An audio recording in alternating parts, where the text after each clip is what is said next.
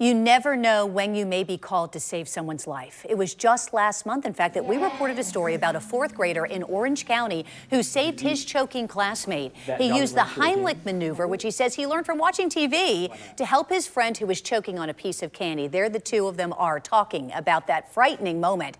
How choking is the leading cause of accidental death in children.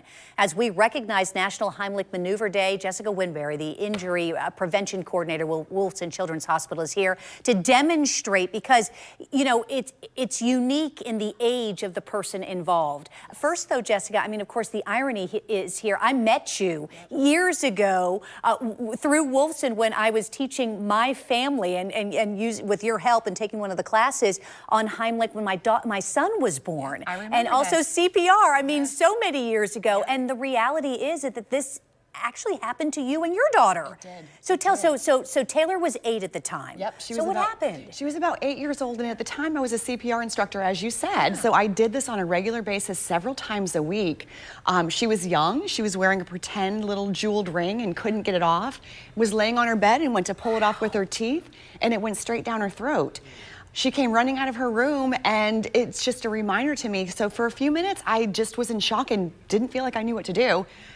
But I did this on a regular basis, though. You know, most people don't do this on a regular basis, but had I not been able to perform the Heimlich on her, I mean, she may not have survived. It's just so frightening. So you don't really ever know if you're ever going to be in that position, which is why it's so important that we want to teach you how to do it here. And you can learn this, as we learned for the boy down in Orange County, just by watching it on television. Absolutely. So let's start first with infants, if we can, because we know that infants tend to, and particularly as they get older, they tend to put more things in their mouth. Absolutely. And babies are considered, you know, birth to 1 year old. And so the way we do this on a baby is going to be a little bit different than anyone over the age of 1. So imagine this is a real baby. What we would actually probably do is try to get to a chair and sit down, because a real baby may weigh a little bit more, obviously. And you're going to want to try to get their head down below their body. That way gravity is going to help with whatever it is they're choking on. And then high up here on their shoulder blades, we're going to use the heel of our hand and do 5 back blows. So notice I'm doing that pretty hard. I'm really making sure I'm holding onto that head. We do not want that head flopping around and causing any abusive head trauma unintentionally. 5 back blows, hold on to the baby, and we're gonna flip them to our other arm safely. And then in the center of the chest, we're gonna do 5 chest thrusts. And we're gonna continue doing this 5 and 5 until hopefully that object comes out, which is very common.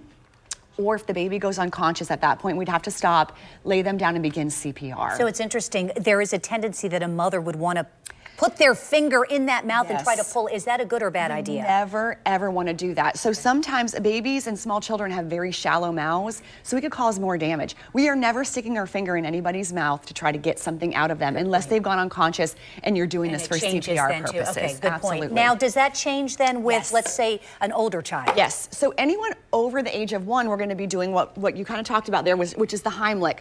So a small child, I'm doing this on the table for purposes of visual aids right now, but we would get on the ground and we would kneel behind the child. Really important to make sure that we find that belly button. So a child that's choking is going to be very scared. And so we want to let them know, I'm going to help you.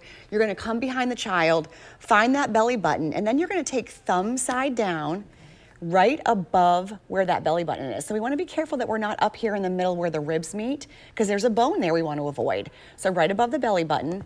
My next hand is coming on top of that one, and I'm doing upward thrust. And if you can actually hear, you can hear some air coming out. I mean, you're doing this with force. I'm doing this with force. I'm doing this with force, and this is exactly what I did on Taylor that day, and this is what relieved that object, that ring, within probably 4 thrusts, thankfully. And typically the item will come, you know, out of their mouth, come flying out of their mouth. Call 911 first. What's the protocol so on that? if you've got someone there that can call, great. But if you're by yourself, which is typically how this happens, this does not happen in a hospital with doctors and nurses around. This happens at home. Right. We are going to start doing that Heimlich or the back blows and chest thrusts immediately, because most times we're going to get this out if we know what we're doing. And then just really quickly, if you'll use me as a demonstration in terms of, because you're supposed to put your so in real, you know, if we've got someone on the ground, we want to kind of get our foot in between their legs. That way, if they do go unconscious, they're not falling, you know, face forward, knocking their head. Okay. And then what I'm gonna do is get arms underneath your arms. So I'm gonna let this person know I'm gonna help you because they're gonna be scared. I'm gonna find that belly button. Again, thumb side down, right above that belly button. My next hand comes over, and then I would be doing those kind of upward abdominal thrusts.